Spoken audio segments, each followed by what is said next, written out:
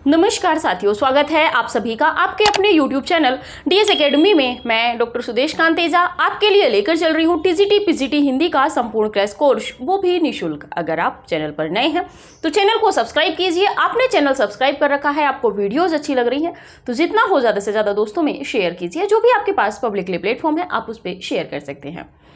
आपसे थोड़ा सा निवेदन था कि आप जब आते हैं तो क्लास देखने से पहले आप क्लास को लाइक कर दिया कीजिए, यानी कि आप अपनी अटेंडेंस लगा दिया कीजिए। उसी के बाद में आप अपनी पूरी क्लास देखिए। जो भी आपको उचित कमेंट लगता है या हम किसी पढ़ते हुए तथ्य में बोल देते हैं कि इसका आप कमेंट कर दीजिएगा, तो उसका उत्तर आप हमें कमेंट कर सकते हैं, जो भी आपको उचित लगे। जो कैंडिडेट हमसे नए जुड़ रहे हैं, तैयारी बेहतर करना चाहते हैं, आने वाली जो आगामी परीक्षाएं हैं उनमें अपनी एक सीट सुनिश्चित करना चाहते हैं, गवर्नमेंट सीट, तो वो कोशिश करें कि प्लेलिस्ट बनी हुई है, प्लेलिस्ट में जाके क्लास संख्या 1 से देखें। यकीनन आपको बहुत लाभ मिलेगा। क्यों?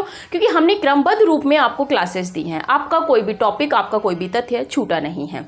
इसी के साथ में जो कैंडिडेट हमारे व्हाट्सएप ग्रुप से ज्वाइन होना चाहते हैं, डिस्क्रिप्शन में लिंक दे रखा है, आप वहां से रिक्वेस्ट भेज सकते हैं। उसी के बाद में इधर रिक्वेस्ट एक्सेप्ट की जाएगी और फिर आप व्हाट्सएप ग्रुप से ज्वाइन हो जाएंगे। व्हाट्सएप ग्रुप का उद्देश्य इतना है कि यहाँ से जो तथ्य छूट जाते हैं, कथन है, पंक्तियां हैं महत्वपूर्ण, वो हम आपको व्हाट्सएप ग्रुप में हैंड रिटन नोट्स के माध्यम से देते हैं। ठीक है। और इसी के साथ में आप देख रहे हैं कि हम आधुनिक काल में इस समय चल रहे हैं। आधुनिक काल बहुत महत्वपूर्ण काल है, क्योंकि यहाँ से अब हमारा शुरू हो गया है आधुनिक काल, और इसमें से प्रश्न बनते ही बनते हैं। रीतिकाल से कुछ कम प्रश्न बनते हैं, भक्ति काल से भी बनते हैं, आदिकाल से भी। छोड़ तो हम कुछ भी, हमने छोड़ा तो कुछ भी नहीं है, और किसी कवि को भी हमने नहीं छोड़ा है। जो हमें लगा कि यहाँ से प्रश्न बन सकता है तो हमने वहाँ से आपको प्रश्न बना के आपको बताया है कि हाँ, यहाँ से इस तरह से प्रश्न बन सकता है, चाहे वो गौड़ कवि हो चाहे चर्चित कवि हो। ठीक है। बस थोड़ा सा ये ध्यान रखिए कि आप अपना फीडबैक देते रहिए। फीडबैक और आपकी जो रिस्पॉन्स है क्लास से शेयर करने का, वो थोड़ा सा बढ़ाइए। आप क्लासों को शेयर करते रहिए। हो सकता है, देखिए, हमारा कोई निजी स्वार्थ नहीं है, आपका है। आपको क्लासेज अच्छी लग रही हैं, आपको जो तथ्यों का संकलन है वो बहुत बेहतर मिल रहा है, इसीलिए आप हमसे जुड़े हुए हो। ठीक है। दूसरी बात यह है कि हो सकता है कोई एक कैंडिडेट भी इनकी इंतज़ार कर रहा हो, इन क्लासों का। हो सकता है वो आर्थिक अभावों से जूझ रहा हो, वो ना किताबें खरीद पाए, ना मूल किताबें खरीद पाए, ना जो सहायक किताबें हैं उनको खरीद पाए। हो सकता है उसको समझ ही ना हो, फॉर्म उसने अप्लाई किया हो, अगर उसको ये क्लासेस मिल जाती हैं तो कहीं ना कहीं उसके लिए रामबाण सिद्ध होंगी। क्योंकि हम जो आपको मैटर दे रहे हैं, आप सभी हमसे जुड़े हुए हैं। जो लोग हमसे शुरू से जुड़े हुए हैं उनको पता है कि हम अपने वादे पे खरा उतर रहे हैं। ठीक है। और कंटेंट भी आपको एकदम नवीन भी है, हटके भी है, और साथ ही में परीक्षा उपयोगी है और प्रामाणिक पुस्तकों से आपको दिया जा रहा है। ठीक है। इसी के साथ में बात करते हैं आज आधुनिक काल में। आधुनिक काल में आज हम बात करेंगे, जैसा कि आप देख रहे हैं, आधुनिक काल में हमारा उद्देश्य था भारतेंदु युग में पहुंचने का, लेकिन हमने भारतेंदु युग से पहले की जो तथ्य थे उनको भी आपको यहाँ पे गद्य के तथ्यों को भी साझा किया था। इसी के साथ में भारतेंदु युग में से पहुंचने से पहले ये आज की हमारी अंतिम क्लास है, तो समय ना व्यर्थ करते हुए थोड़ा तेजी से इसको देखते हैं। ठीक है। चलिए बात करते हैं आधुनिक काल में अदालत की भाषा। अदालत की भाषा यानी कि जो हमारा आज जो ये कोर्ट है, सुप्रीम कोर्ट है, इसमें खड़ी बोली या हिंदी को कैसे स्थान मिला, ये सब हम चर्चा करेंगे। देखिए, यहाँ से प्रश्न बन जाते हैं और कोई भी आपको नहीं पढ़ा रहा होगा, इसीलिए कहते हैं कि डीएस एकेडमी आपको वो दे रहा है जो कहीं नहीं मिलेगा, फ्री में दे रहा है जो आपको कहीं नहीं मिलेगा। कोई भी संपूर्ण कोर्स आपको फ्री में नहीं देगा। ठीक है। तो चलिए बात करते हैं, थोड़ा सा तेज गति से समझेंगे क्योंकि सिलेबस बहुत अभी बचा हुआ है और हम लोगों को बहुत जल्दी कवर करना है। ठीक है। और हाँ, एक तथ्य और याद आया है यहाँ पे, व्हाट्सएप ग्रुप में पीडीएफ की समस्या को लेके। तो देखिए, अभी उसमें थोड़ा सा समय लगेगा। हमें पता है कि आपके जो जो टॉपिकों के कथन अभी छूटे हुए हैं वो हम सब आपको पहुँचा देंगे, बस ये है कि आप धैर्य बनाए रखें। ठीक है। चलिए बात करते हैं कि अंग्रेजी शासनकाल में भी मुगल काल की भांति अदालत की भाषा फारसी चली आ रही थी। यानी कि मुगल काल में जो आपकी मेडिवल का जो टाइम होता है, भक्ति काल का जो टाइम है, ठीक है, अगर हिस्ट्री की दृष्टि से देखेंगे, इतिहास की दृष्टि से देखेंगे तो ये मध्यकालीन भारत की बात होगी यहाँ पे, यानी कि मेडिवल हिस्ट्री की। ठीक है। तो अदालत की भाषा क्या थी? फारसी थी। 1835 ईस्वी में, उसके बाद देखते हैं 1835 ईस्वी में कंपनी सरकार का मतलब आप समझ ही गए होंगे कि जो अंग्रेज सरकार आई थी। ठीक है। तो अंग्रेज सरकार यानी कि कंपनी सरकार ने देशी भाषाओं के प्रयोग की अनुमति दे दी थी। देखिए सबसे बड़ा पहलू यहाँ पे है कि मुगल काल तक भी या उसके कुछ बाद तक भी अदालत की भाषा जो थी एक तरीके से फारसी थी या उर्दू। इसी के साथ में 1835 में, क्षमा कीजिए 1835 में जब अंग्रेज आए या ब्रिटिश जो शासन लागू हुआ, उन्होंने जो आपकी देशी भाषाएं थी, जो एक तरीके से कहें क्षेत्रीय भाषाएं थी, उनको थोड़ी से कार्य के लिए अनुमति दे दी थी, क्योंकि जो आम जनता थी वो अपनी ही भाषा बोलेगी। अब अंग्रेजी तो वो बोल नहीं पाएगी, फारसी हर कोई जानता नहीं था, ठीक है, ये था। इसके बाद में महत्वपूर्ण है कि सैयद अहमद खान ने हिंदी को, यहाँ पे है कि जो आपके सर सैयद अहमद खान थे, इन्होंने हिंदी को गंवारू हिंदी कहा है। महत्वपूर्ण है, यहाँ से प्रश्न बन सकता है किसने हिंदी को गंवारू हिंदी कहा है, तो सर सैयद अहमद खान ने। बात कर लें गारसादा तासी की, तो गारसादा तासी ने हिंदी को भद्दी भाषा कहा है। क्या कहा है? भद्दी भाषा कहा है।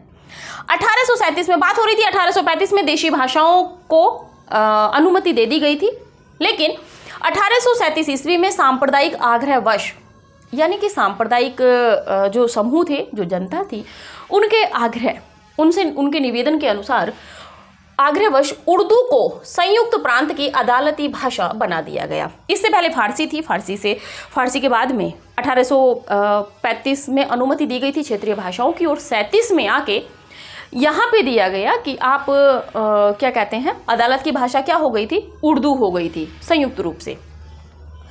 हिंदी के पक्षपाती व संरक्षक, शुरू में पक्षपात थे, यानी कि ये हिंदी के पक्षपाती थे। कौन थे? राजा शिव प्रसाद सितारे हिंद। हम बात कर रहे थे राजा द्वय की, इससे पहली वीडियो में कई बार बात की थी राजा द्वय की, तो यहाँ पे हम पढ़ेंगे आज राजा शिव प्रसाद सितारे हिंद और राजा लक्ष्मण सिंह को, ठीक है। ये राजा द्वय में गद्दार में आते हैं। राजा शिव प्रसाद सितारे हिंद ने हिंदी भाषा तथा नागरी लिपि के संबंध में 1868 बताइएगा, इससे पहले किस रूप में हमारे सामने आया है? एक महत्वपूर्ण पत्रिका का प्रकाशन हुआ है। किसने किया है, कौन सी पत्रिका थी? आप इसको पढ़ चुके हैं, ठीक है, कमेंट कर दीजिएगा। तो 1868 ईस्वी में सरकार के पास एक निवेदन भेजा था। निवेदन पत्र किसने भेजा था? तो ये भेजा था आपके शिव प्रसाद सितारे हिंद ने 1868 ईस्वी में। किस लिए? कि जो आपकी हिंदी भाषा है तथा नागरी लिपि है, इसके लिए इन्होंने भेजा था। ये आरंभ में हिंदी के समर्थक थे, किंतु बाद में इनका झुकाव भी उर्दू के प्रति हो गया था। यहाँ से प्रश्न कैसे बनेगा? हिंदी का ऐसा कौन सा लेखक है जिसका झुकाव पहले हिंदी की ओर था, लेकिन कुछ समय बाद उर्दू की ओर झुकाव हो गया था, या उसका रुख उर्दू की ओर बदल गया था? तो ये है आपके राजा शिव प्रसाद सितारे हिंद। बात कर ले, इन्होंने आम फहम भाषा का समर्थन किया था। तो आपकी जो आम फहम भाषा रहेगी, उसमें यदि आप देखेंगे तो उर्दू की ओर झुकी हुई जो हिंदी है, उर्दू की ओर झुकी हुई जो हिंदी थी, यानी कि हिंदी मिश्रित जो उर्दू थी, उसको आम फहम भाषा इन्होंने कहा है। किन्होंने? आपके राजा शिव प्रसाद सितारे हिंद ने का समर्थन किया था। बात कर ले राजा शिव प्रसाद सितारे हिंद की, तो इनका समय 1823 से 1895 ईस्वी है। रचनाओं में बात करें तो राजा भोज का सपना महत्वपूर्ण है, आलसियों का कोड़ा कई बार प्रश्न बना है, बीर सिंह का वृतांत, वर्णमाला छोड़ भी सकते हो इसको, भूगोल हस्तामलक, वामारंजन, इतिहास तिमिर नाशक, मानव धर्मसार, सिखों का उदय और अस्त, ये सभी इनकी जो रचनाएं हैं महत्वपूर्ण है। इसमें से आप एक दो रचना छोड़ सकते हो अगर छोड़ोगे तो, वरना आपको सभी पढ़नी होंगी। जो वामारंजन है ये स्त्रियों के लिए था, स्त्रियों के मनोरंजन के लिए थी, स्त्रियों के मनोरंजन के लिए ये लिखी गई थी, ठीक है। आप इसका स्क्रीनशॉट लीजिए, फिर आगे देखते हैं, क्योंकि आगे अभी हमें बहुत कुछ देखना है, वो जो आपने अभी तक नहीं समझा होगा। देखिए क्लासें आपको नवीन दी जा रही है, पूर्ण रूप से थोड़ा बहुत इधर उधर हो जाता है, क्योंकि हमें तथ्यों को पढ़ना है, क्रम का हमें कुछ करना नहीं है, क्योंकि क्रम हमसे नहीं बनवाएगा, ठीक है। आपको तथ्यों को पढ़ना है जहां से प्रश्न बनेंगे। बात कर ले अगले जो आपके लेखक है राजा लक्ष्मण सिंह। राजा लक्ष्मण सिंह की बात करें तो समय है 1826 से 1896। थोड़ा सा ध्यान रखिएगा, वॉइस पे ध्यान दीजिएगा आप। राजा लक्ष्मण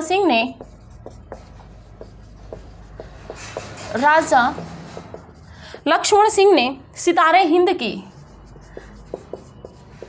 सितारे हिंद यानी कि राजा शिव प्रसाद सितारे हिंद की फारसी शब्दावली फारसी शब्दावली युक्त हिंदी लिखने की नीति का विरोध किया और शुद्ध हिंदी का पक्ष लिया। ठीक है, इन्होंने हिंदी और उर्दू को अलग अलग बोलियां स्वीकार किया है। इन्होंने हिंदी और उर्दू को अलग अलग बोलियां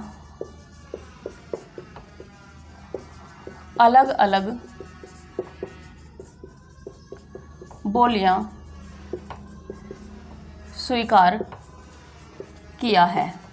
ठीक है, इन्होंने 2 पत्र निकाले थे हिंदी के प्रचार प्रसार के लिए। इन्होंने 2 पत्र संपादित किए थे। कौन कौन से थे? तो पहला है आपका प्रजा हितैषी। ये साप्ताहिक पत्र था, आगरा से निकलता था और समय था इसका 1860। दूसरा पत्र था लोकमित्र, पढ़ चुके हैं वैसे, फिर भी पढ़ लीजिए। लोकमित्र ये भी आपका साप्ताहिक था, आगरा से निकलता था, समय था 1863। इनकी एक महत्वपूर्ण विशेषता यही है कि 1826 ईस्वी में लक्ष्मण सिंह ने अभिज्ञान शाकुंतलम का कमेंट कर दीजिएगा किसका है, अभिज्ञान शाकुंतलम का खड़ी बोली में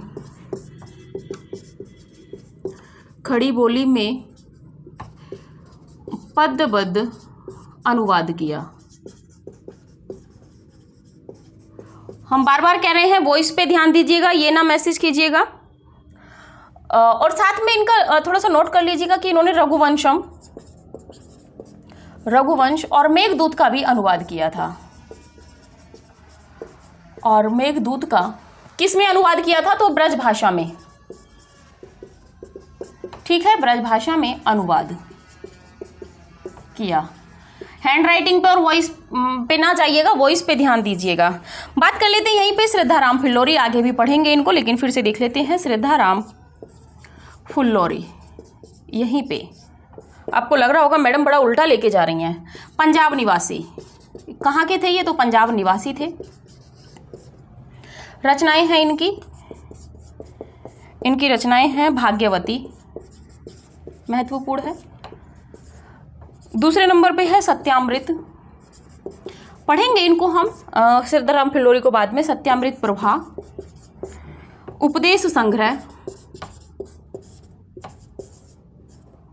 उपदेश संग्रह और धर्म रक्षा।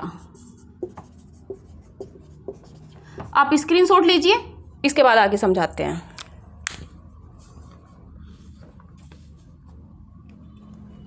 चलिए बात करते हैं थोड़ा सा। राजा लक्ष्मण सिंह का समय 1826 से 1896 है। राजा लक्ष्मण सिंह ने सितारे हिंद यानी कि राजा शिवप्रसाद सितारे हिंद ने जो हिंदी को छोड़ के, देवनागरी लिपि को छोड़ के उर्दू की ओर उनका झुकाव हो गया था, उसको कहा है कि फारसी शब्दावली युक्त यानी कि फारसी शब्दावली से मिलकर इनकी रचनाएं, मतलब जो साहित्य मिल रहा था उसकी तरफ इनका झुकाव था। शिवप्रसाद सितारे हिंद का हिंदी लिखने की नीति का विरोध किया है। प्रश्न बन जाएगा, राजा शिवप्रसाद सितारे हिंद द्वारा जो हिंदी लिखी जा रही थी उर्दू मिश्रित, उसका विरोध किसने किया था? तो वो उसका विरोध किया है आपके राजा लक्ष्मण सिंह ने, और शुद्ध हिंदी का पक्ष लिया। शुद्ध हिंदी का पक्ष किसने लिया था? राजा लक्ष्मण सिंह ने। राजा लक्ष्मण सिंह की विशेषता थी कि इन्होंने हिंदी और उर्दू को अलग अलग बोलियां माना है। जैसे कि कहते हैं ना कि हिंदी उर्दू आपस में एक है, लेकिन ऐसा नहीं है, अलग अलग किसने माना है? राजा लक्ष्मण सिंह ने। इन्होंने 2 पत्र संपादित किए थे। प्रजा हितैषी साप्ताहिक पत्र था, आगरा से निकलता था और 1860 में। लोकमित्र ये भी साप्ताहिक पत्र था और आगरा से 1863 ईस्वी में। ठीक है, 1826 ईस्वी में लक्ष्मण सिंह ने अभिज्ञान शाकुंतलम का खड़ी बोली में अनुवाद किया है, जबकि रघुवंश और मेघदूत का ब्रज भाषा में अनुवाद किया है। इतना विस्तृत आपको कोई नहीं देगा जितना हम दे रहे हैं, वो भी बिल्कुल फ्री। तो फिर आप क्यों कंजूसी करते हो? क्लास को जितना हो शेयर कीजिए, हो सकता है किसी एक का उद्धार आपके हाथ से लिखा हो। आगे बात कर लेते हैं सिद्धाराम फिलोरी की। ये पंजाब के निवासी थे। रचनाओं में भाग्यवती है, सत्यामृत प्रभा है, उपदेश संग्रह और धर्म रक्षा इनकी रचनाएं हैं। स्क्रीनशॉट लीजिए। आगे देखते हैं एक महत्वपूर्ण टॉपिक।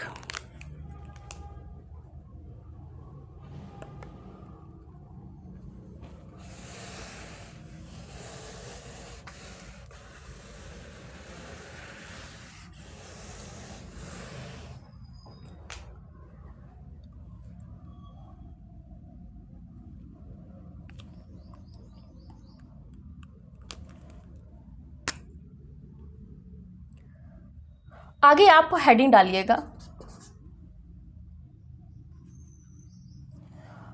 नागरी लिपि। जो नागरी आंदोलन हुआ है उसके विषय में है, तो आप लिखिएगा नागरी आंदोलन में भारतेंदु भी जुड़े रहे 1868 ईस्वी में कवि वचन सुधा में इसका संकेत है। किसका? कि भारतेंदु हरिश्चंद्र भी नागरी लिपि से जुड़े रहे थे। 1884 में हिंदी प्रचार के लिए, यहीं पे लिखिए, इन्होंने, भारतेंदु ने 1884 ईस्वी में हिंदी प्रचार के लिए बलिया में एक सभा की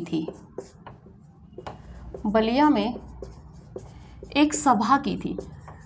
देखिए, जितना हम यहाँ पे पढ़ लेंगे उतना फिर भारतेंदु युग में नहीं पढ़ेंगे, भारतेंदु जी के विषय में। ठीक है, भारतेंदु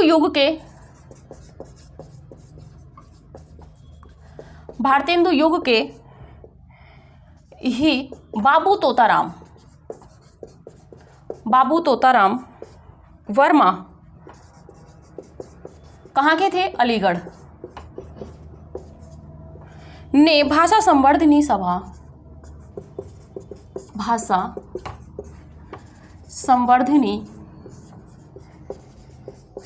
स्थापित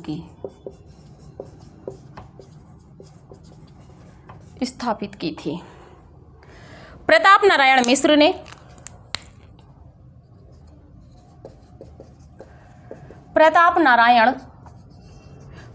ने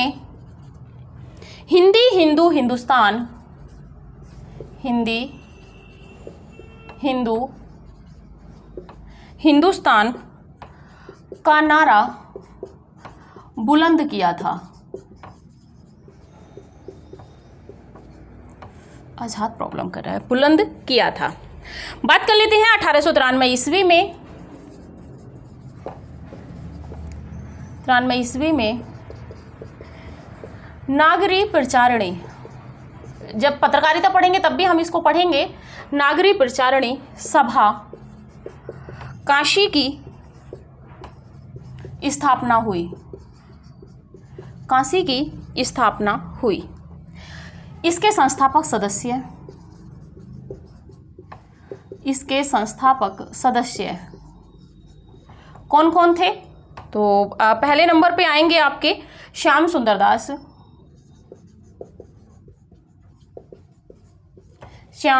दास, पंडित राम नारायण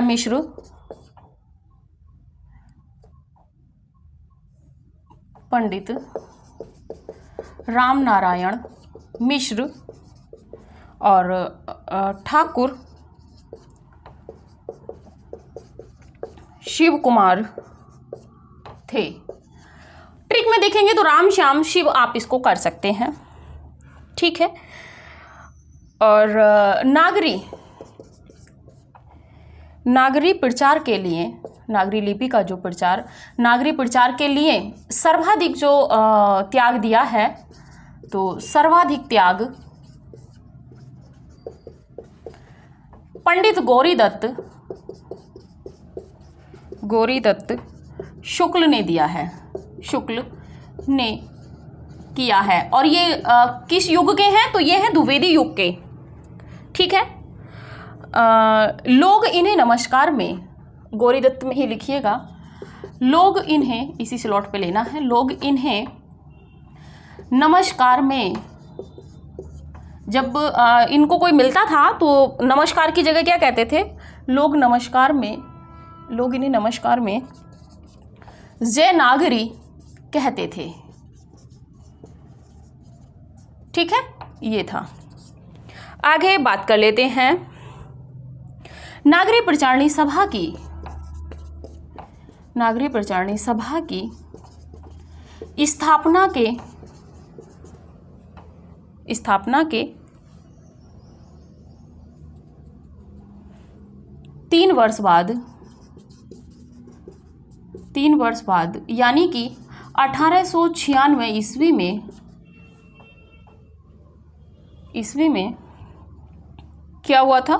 तो नागरी प्रचारणी पत्रिका का संपादन होने लगा था।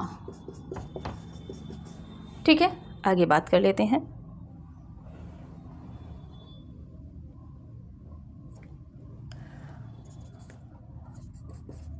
नागरी प्रचारणी पत्रिका में महावीर प्रसाद द्विवेदी की कविता, क्या नाम था कविता का? तो नागरी तेरी यह दशा, नागरी तेरी यह दशा छपी थी। ठीक है, आगे बात कर लेते हैं। अयोध्या सिंह उपाध्याय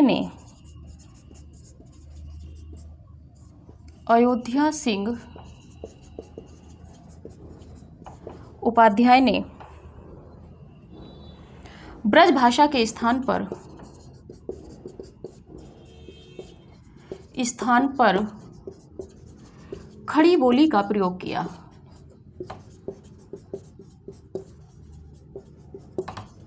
था। आगे है पंडित मदन मोहन मालवीय ने, थोड़ा सा महत्वपूर्ण है, अंडरलाइन कीजिएगा। पंडित मदन मोहन मालवीय ने अदालती लिपि एवं प्राइमरी शिक्षा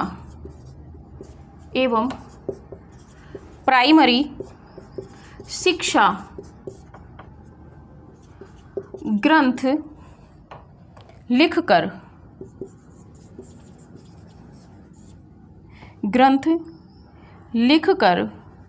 भाषा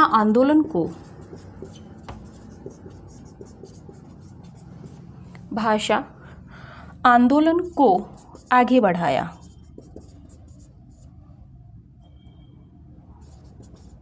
आगे बढ़ाया। 1900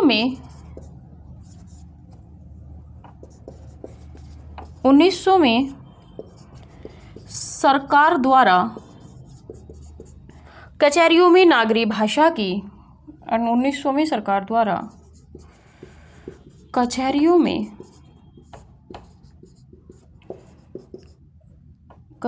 में नागरी भाषा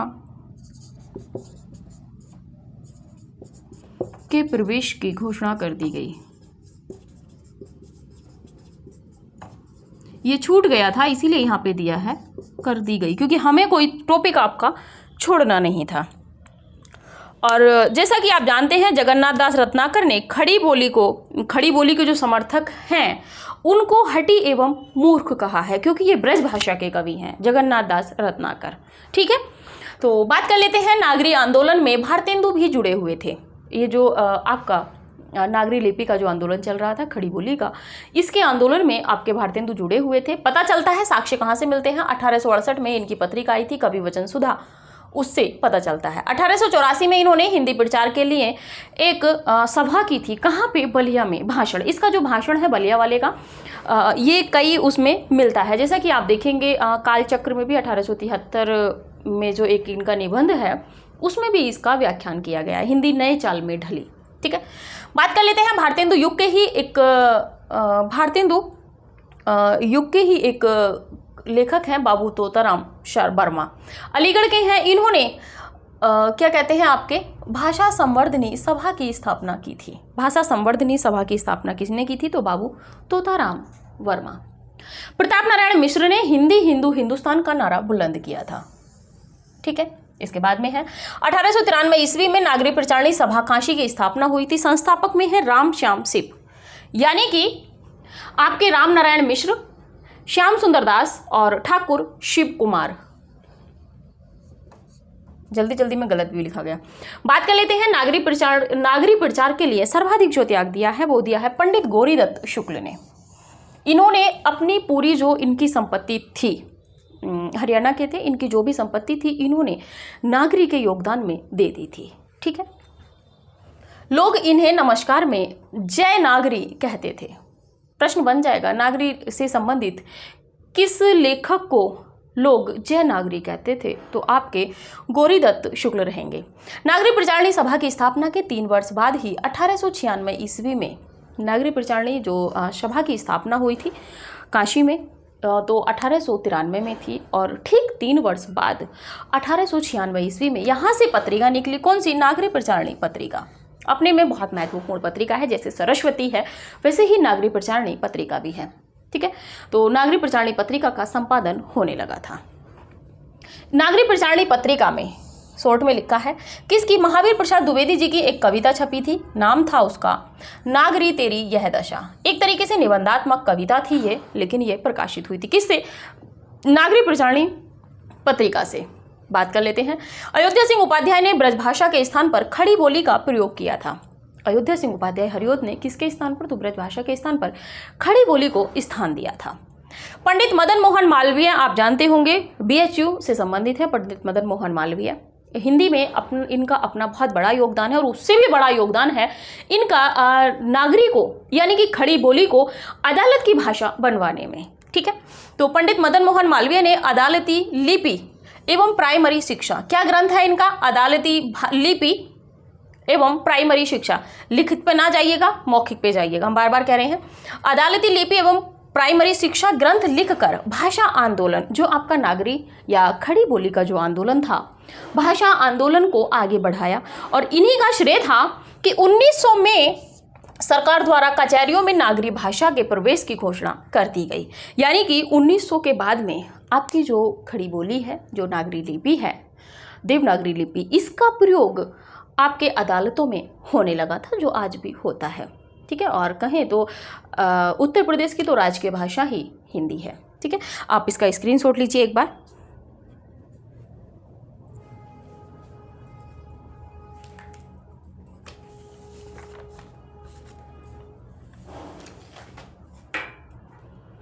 चलिए, आज की क्लास ये थी, क्योंकि ये हुई हमारी जो हमने संक्रांति काल देखा था।